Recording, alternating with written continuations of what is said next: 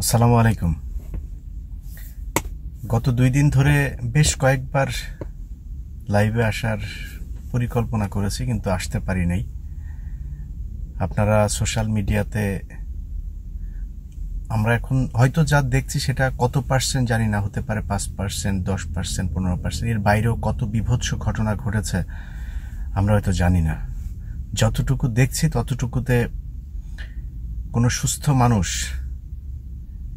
ঠিক থাকা সম্ভব না। এই ঘটনাগুলোর মাঝখানেই আওয়ামী লীগের কিছু লোকজন তারা উল্লাস করছে, তারপরে উচিত জবাব হয়েছে এইসব কথাবার্তাগুলো বলছে। তোদের আব্বাকে, তোদের আম্মুর সহ এই যে 15ই আগস্টে যে ঢুকাইছিল, পিছন দিয়া বাম্বু ঢুকাইছিল না, এই জন্যই ঢুকাইছিল। এগুলো নিয়ে বাংলাদেশের মানুষ এমনিতে উল্লাস করে নাই।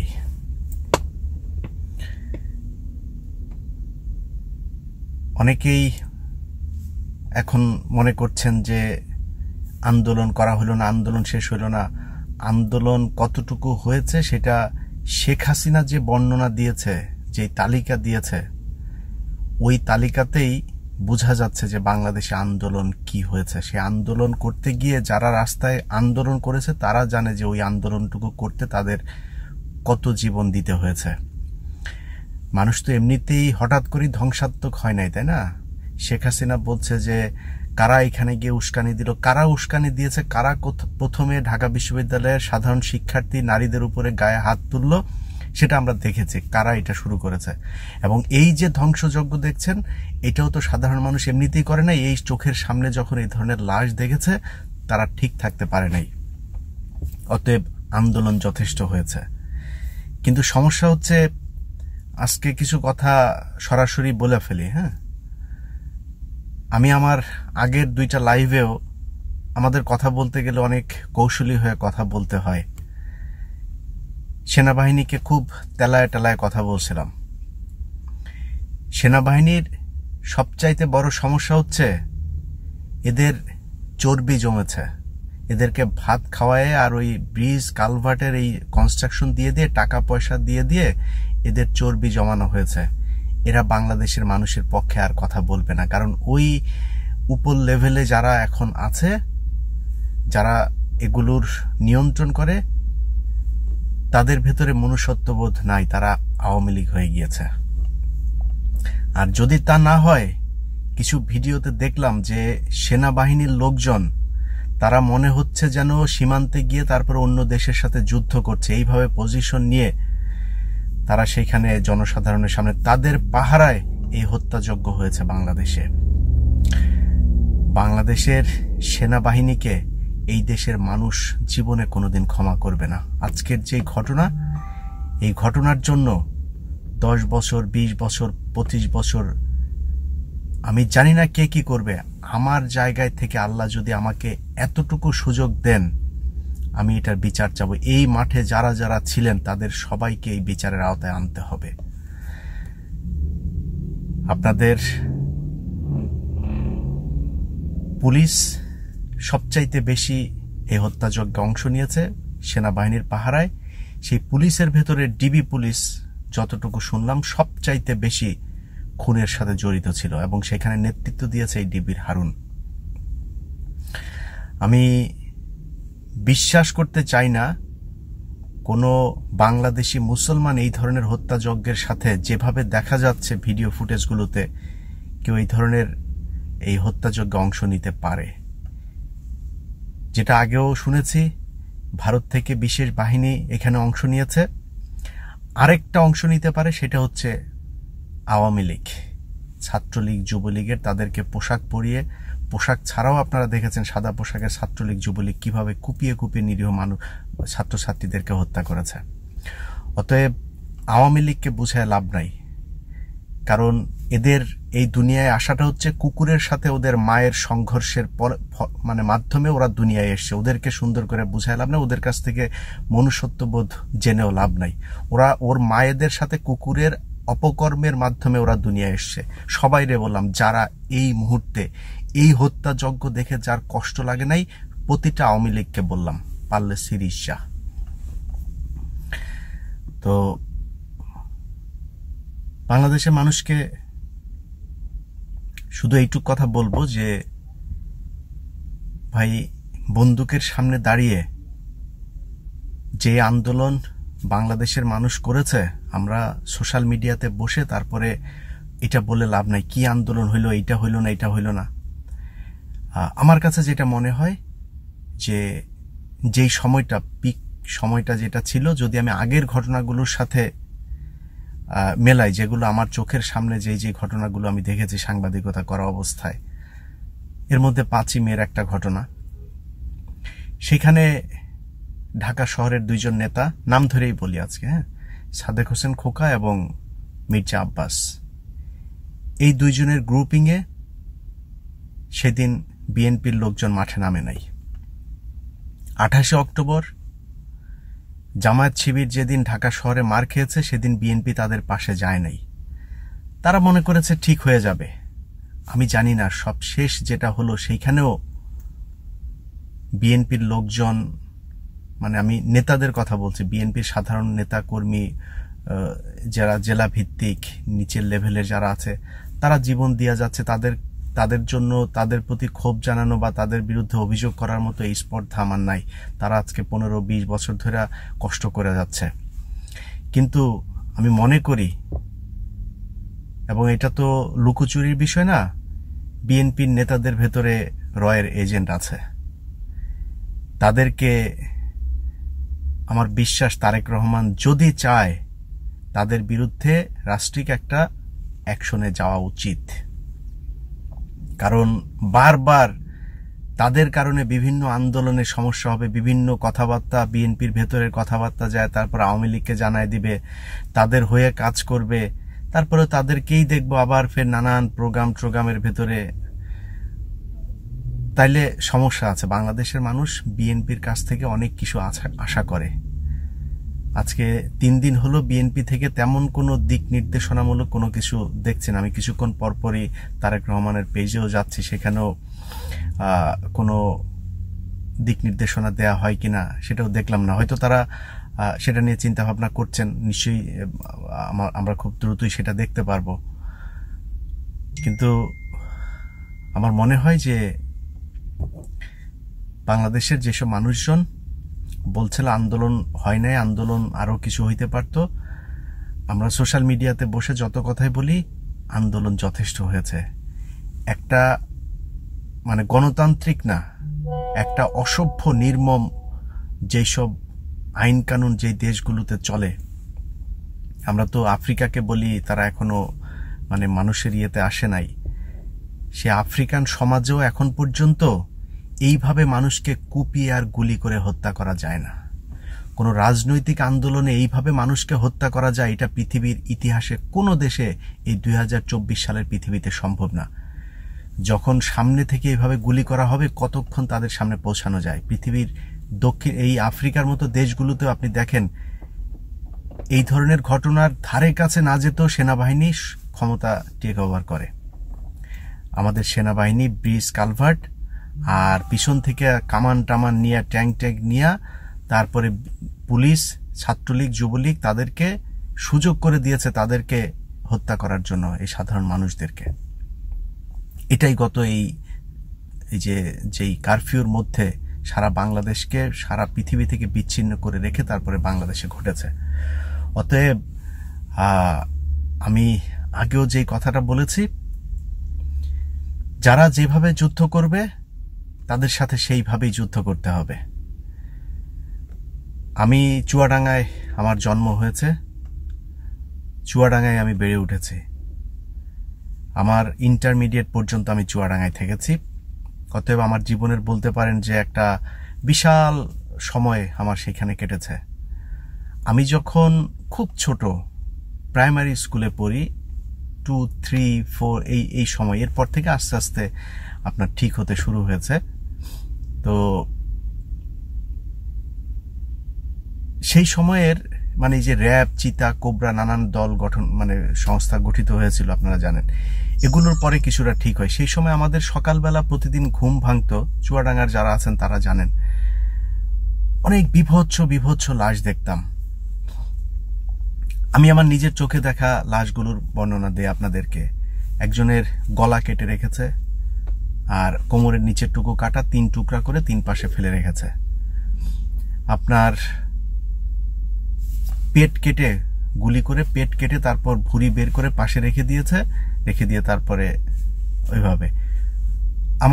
আমার যে গ্রাম, আমার গ্রামের পাশে একটা গ্রাম আছে সুজায়তপুর, সেই গ্রামের একজনকে মেরেছিল আমার মনে আছে। তার মাংস পাঠিয়ে দিয়েছিল কুচি কুচি করে, তারপরে ওই যে সাদা যে সারের বস্তা আছে না, ওই যে সিমেন্টের যে বস্তাগুলো, ওই বস্তার ভেতরে কুচি কুচি করে মাংস কেটে, সেটার কোনো মানে পা হাত মাথা কোনো কিছু অস্তিত্ব নাই। উপরে তখনকার দিনে একটা সিগারেট ছিল, সম্ভবত রেড অ্যান্ড হোয়াইট বা এই টাইপের একটা সিগারেট। ওই সিগারেটের প্যাকেটের ভেতরে পাইলট কলম, তখন ওই দোয়াতের কলম ছিল, এই পাইলট কলম দিয়ে ওইটা বস্তার মধ্যে গেড়ে দিয়েছে। ওখানে লেখা ছিল মনির লাশ, মনি নামে একজনকে আপনার মারা হয়েছিল। তো এই ঘটনাগুলো আমাদের চোখে দেখা। তখন অত কিছু বুঝতাম না, কিন্তু পরে এই যে রাজনৈতিক বিভিন্ন বিশ্লেষণ করে তারপরে দেখলাম এগুলো শুরু হয়েছিল কোথা থেকে। এগুলো শুরু হয়েছিল এই শেখ মুজিবের 72 থেকে 75-এর। সে যেইভাবে তার দল, তার এই লাল বাহিনী, নীল বাহিনী, রক্ষী বাহিনী যেভাবে মানুষদেরকে হত্যা করেছে, বাধ্য হয়ে জাসদ এই ধরনের একটা সশস্ত্র সংগঠন তৈরি করতে বাধ্য হয়েছিল। তখন কি হতো, পূর্ব বাংলা কমিউনিস্ট, সর্বহারা গণবাহিনী, এই ধরনের হক পার্টি, এই ধরনের কয়েকটা পার্টির ভেতরে মারামারি হতো। এই মারামারিগুলো কি হতো, এরা সাধারণ মানুষকে কখনো মারতো না। আমাদের বাসাতেও এসে ওরা বলতো যে স্যার খেতে দেন। আমার বাবা ছিলেন শিক্ষক, অনেকেই চিনতো, হ্যাঁ। তো ওদের ভেতরে ওই স্টুডেন্টদের মধ্যেও অনেকেই ছিল, স্যার খাবার দেন। তো আমাদের বাড়িতে আবার মানে তখন ওই পোলট্রি ফার্ম ছিল, তো মুরগি টুরগি বিভিন্ন ধরনের আমার মা শখ করে করতো, বিভিন্ন ধরনের মুরগি ছিল, তো তাদেরকে খাওয়াইতে হতো। তারা কখনো আমাদের কোনো ক্ষতি করতো না। মসজিদে এসে মাইকে ঘোষণা দিত যে চাঁদা দিয়ে যান, যার যে পরিমাণে চাঁদা দিয়ে আসতে হতো। তখন ব্যাটারি লাইট ছিল, 3 ব্যাটারি লাইট কাউকে ইউজ করতে দেওয়া হতো। তো মানে ওইটা আলোচনা না, আলোচনাটা কেন করছি যে এই পরিস্থিতিটা তারা তাদের ভেতরে শুধু রাজনৈতিক যে দ্বন্দ্ব, সেটাই তারা শুধুমাত্র ওই তাদের প্রতিপক্ষকেই তারা খুন করতে, এবং এক প্রতিপক্ষের হাতে আরেক দলের লোক কখনো ধরা পড়েছে এবং তাকে হত্যা করা হয় না। সবচাইতে বেশি মানুষকে মারা হয়েছিল হচ্ছে ইট ভাটার ভেতরে ঢুকিয়ে, ইট ভাটার ভেতরে নিয়ে ফেলে দিত। এইভাবে সবচাইতে বেশি মানুষ মারা হতো। বিভিন্ন বিভৎস লাশ। আপনার একটা গ্রাম আছে, আমি তখন 10 মাইল নামে একটা জায়গা আছে, ওইখানে থাকি। হাসনহাটি খাসপাড়া নামে একটা গ্রাম ছিল। ওই হাসনহাটি খাসপাড়া, ওইখানে থেকে একটা লোককে ধরেছিল, তার নাম হচ্ছে মোয়াজ্জেমকে ধরে নিয়ে যায়, আমাদের সামনে দিয়ে ধরে নিয়ে যেয়ে তারপর 10 মাইল মাদ্রাসার পেছনে একটা মাঠ ছিল, সেখানে আপনার তার যে গোপন অঙ্গ সেইটা কেটে তার গায়ে ওই যে ফতুয়া টাইপের ছিল, ফতুয়ার পকেটের ভেতরে গোপন অঙ্গটা রেখে তারপরে তাকে গুলি করে থুয়ে চলি। মানে একজনের প্রতি আরেকজনের ক্ষোভটা কি পরিমাণে ছিল, এটা তখন বুঝতাম না যে একজন মানুষকে গুলি করলেই তো হয়, জবাই করলেই তো মারা যেত, এরকম করতো কেন? মানে ওদের ক্ষোভ, এই যে এক পক্ষ আরেক পক্ষের মানুষজনকে এইভাবে যে মারতো, ওরা ওইটার প্রতিশোধ নিত। সেটা শুরু হয়েছিল কোত্থেকে? শুরু হয়েছিল এই রক্ষী বাহিনী, তাদের নির্যাতনের থেকে। এই পরবর্তীতে গণবাহিনী, সর্বহারা টারা, কমিউনিস্ট, পূর্ব বাংলা যা যা আছে, এগুলো তৈরি হয়েছিল। এমনিতে তারা এত বিভৎস, এত হিংস্র হয় নাই। অতএব শেখ মুজিবের বিরুদ্ধে তখন যারাই কথা বলতো, তাজউদ্দিনকে ছড়িয়ে দিয়েছে। মুক্তিযুদ্ধের সর্বাধিনায়ক জেনারেল ওসমানী, তাকে শেখ মুজিব রাখে নাই, বের করে দিয়েছে। যে কথা বলতো, সত্য কথা বলতে গেলেই তাকে বের করে দিত। আতাউর রহমান খান, মনসুর আহমেদ, তাদের বই পড়েন, তাহলে বুঝতে পারবেন যে শেখ মুজিব কত বড় বদমাইশ আর হিংস্র। আজকে যা ভিডিওতে দেখছেন, ওগুলো খালি ভিডিওতে নাই, বইতে লেখা আছে। এখন আপনারা হয়তো সেগুলো বিশ্বাস করেন না, মনে করেন যে মনে হয় কোনো একটা কিছু, আর বই তো পড়েনও না। আমি নিজেও বই পড়ার অত অভ্যাস করতে পারি না, একটু পড়তে চাই না। আর তো এগুলো কিন্তু সত্য, বাস্তব ঘটনা। এখন আপনি যখন কিনা এরকম একটা দুর্ধর্ষ, হিংস্র একটা বাহিনীর সাথে একটা রাজনৈতিক দলের সাথে আপনি যখন লড়াই করবেন, আপনাকে ওই লড়াইয়ে তারা যেমন যে অস্ত্র ব্যবহার করবে, আপনাদেরকে সেই অস্ত্রের সামনে দাঁড়াতে গেলে আপনার ব্যক্তিগত নিরাপত্তার জন্য যা করা প্রয়োজন আপনাকে সেইটাই করতে হবে। কারণ এই দেশে এখন আইন নাই, বিচার নাই। যেই দেশে সেনাবাহিনী নাই, আপনি সেই দেশে কার কাছে কি চাবেন? এই ঘটনার পরে তো আর সেনাবাহিনীর প্রতি আর কোনো নাই। সেনাবাহিনীর এখন বহু অফিসার আছে, এখানে আছে, লন্ডনে আছে, বিভিন্ন জায়গায় সেনাবাহিনীর অফিসার আছে, ভদ্র হয়ে গিয়েছে তারা এখন বিশাল ভদ্র। অথচ এই সেনাবাহিনীর অফিসাররা খালেদা জিয়ার বাড়ি থেকে খালেদা জিয়াকে বের করে তার ফ্রিজের ভেতরে মদ ঢুকানোর সাথে জড়িত। এখনো এখানেও বড় বড় কথাবার্তা বলে তারা এখন ভালো মানুষ হয়ে গিয়েছে। আরে ভাই, যখন চাকরিতে ছিলেন তখন আপনি কোথায় ছিলেন? আমি ইলিয়াস হুসাইন, আমি 2014 সালের 5 জানুয়ারি নির্বাচনের কারণে আজকে নির্বাসিত। আমি আমার সামনে 2014 সালের 5 জানুয়ারি নির্বাচনে যা দেখেছি সেটাই দেখিয়েছি। ডিজিএফআই ধরে নিয়ে গিয়েছে, সমস্যা নাই, তারপরে বের হয়ে এসে যা করার সেইটাই করেছে। কোনোদিন উল্টাপাল্টা কোনো নিজের চরিত্রকে কোনোদিন পরিবর্তন করি নাই। আপনি চাকরিতে থাকা অবস্থায় আপনি সুখে শান্তিতে টাকা পয়সা কামায় নিয়ে এসে এখন আমেরিকাতে ব্যবসা বাণিজ্য করছেন, লন্ডনে যায় ব্যবসা বাণিজ্য করছেন। ওই তারেক সিদ্দিকের সাথে আপনাদের এক সময়ের ব্যবসা ছিল, এখন আপনারা ভদ্র হয়ে গিয়েছেন। এখন ভদ্র হয়ে তো লাভ নাই। যারা এখন চাকরিতে আছেন, চাকরি থেকে বের হয়ে আসা তারপরে বলবেন ইলিয়াস ভাই আমরা তো কিছু করার ছিল না, আসলে চাকরিটা ছেড়ে দেন। আপনি তো পুলিশের কনস্টেবল না, তাই না? আনসারে চাকরি করেন না তো।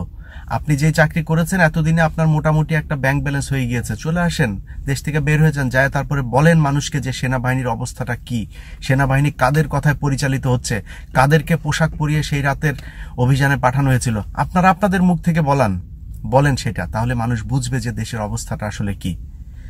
আরামে থাকবেন, সুযোগ মতো এসে তারপরে আবার বিএনপিতে যোগ দিবেন, তারেক রহমানের সাথে যায় দেখা করতে চাবেন, এটা হইতে পারে না। আমার বিশ্বাস করেন, লাইভে আসলে কি বলবো না বলবো, এই যে ভিডিওটা দিচ্ছি এইটাও কি আপলোড দিব কিনা আমি জানি না, এরপরে আরো করতে হবে কিনা জানি না।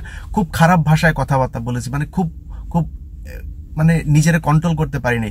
কয়েকটা ভিডিও কেটে দিয়েছি, আবার এখন বসেছি আরেকটা ভিডিও করার জন্য। এরপরেও করবো কিনা জানি না, কোনটা আপলোড দিব জানি না। কতটুকু নিজেকে নিয়ন্ত্রণ করা যায় এর চাইতে বেশি আর সম্ভব না আমার পক্ষে। নিজের ক্ষমতা নাই, আপনাদের জন্য কিছুই করতে পারছি না, কষ্ট লাগছে, খুব খারাপ লাগছে ভাই। বিশ্বাস করেন, যে ভিডিওগুলো দেখা যাচ্ছে সোশ্যাল মিডিয়াতে, এটা আসলে সম্ভব না। কোনো বাংলাদেশের যারা জীবিত আছেন এই মুহূর্তে, আপনাদের কাছে বলে রাখলাম আজকের আমার এই ভিডিওর তারিখ, এই ছাত্র আন্দোলন, এই হত্যাকাণ্ড, এই কারফিউ, এই রাতের অভিযান, এগুলো মনে রাখেন, ভুলে যায়েন না। আমরা অনেক বীরদেরকে ভুলে গিয়েছি, অনেক ঘটনা আমরা ভুলে গেছি, যেই কারণে আজকে আমাদেরকে পে করতে হচ্ছে।